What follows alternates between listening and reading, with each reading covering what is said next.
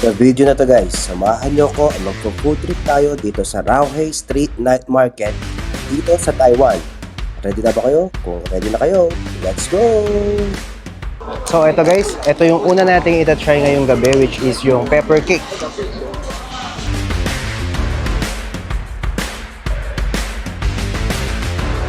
So try na natin.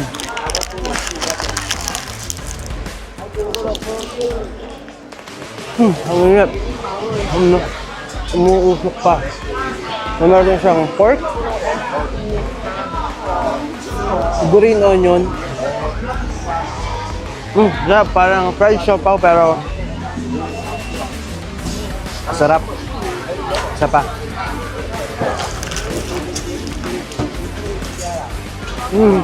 Sarap.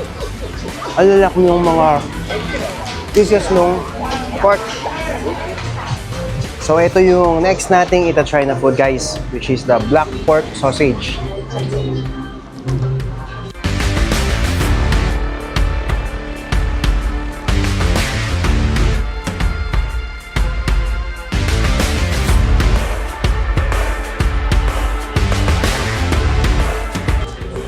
Tikman na natin.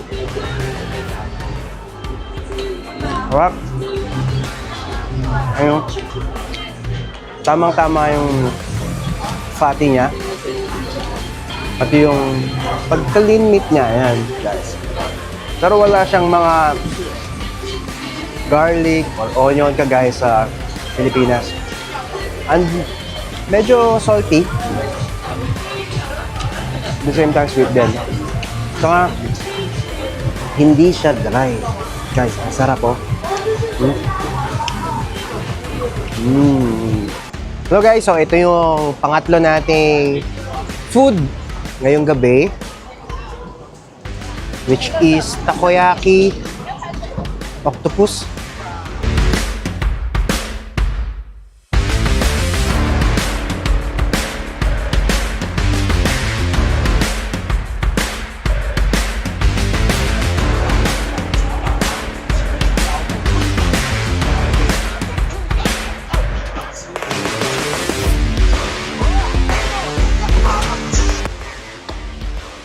Actually, ayun yung meron siyang octopus talaga oh.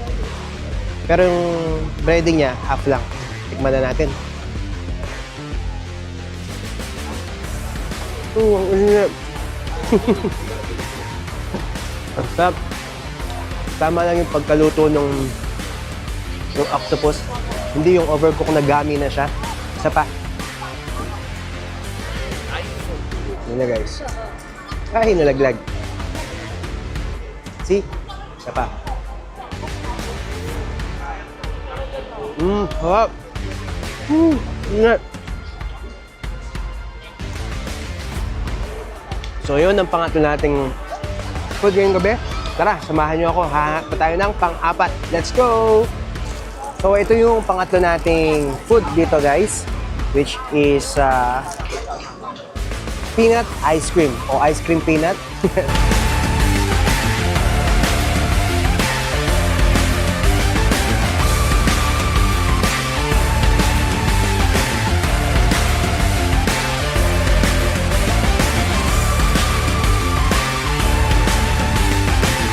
Tara, try na natin.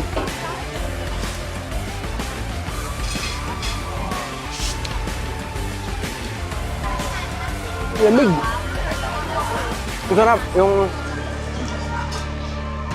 ice cream niya parang taro, which is gabi. Tapos yung peanut, at the same time meron siyang parang sesame seed.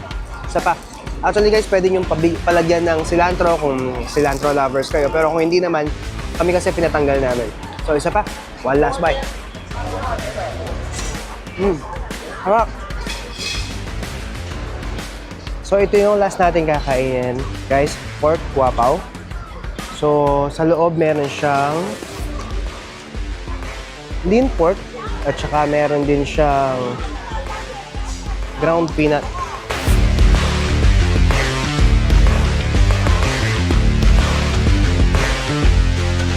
So, tikman natin. So, yung bread pala niya is parang siopaw lang siya. Tikman na natin.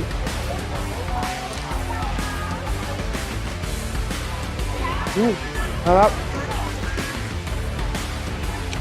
So, pwede nyo pala siyang palagyan ng coriander, tsaka yung pickled na veggie. Kaya lang, medyo mapait kasi yung pickled veggie nila rito.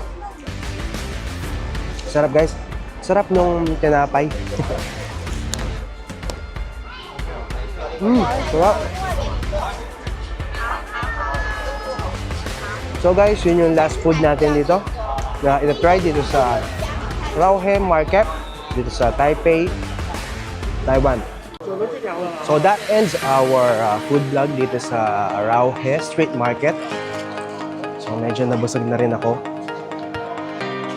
So thank you sa pagsama sa akin dito sa Rauhe Street Market, and don't forget to hit like, subscribe, and follow our channel para updated kayo sa mga vlog natin dito.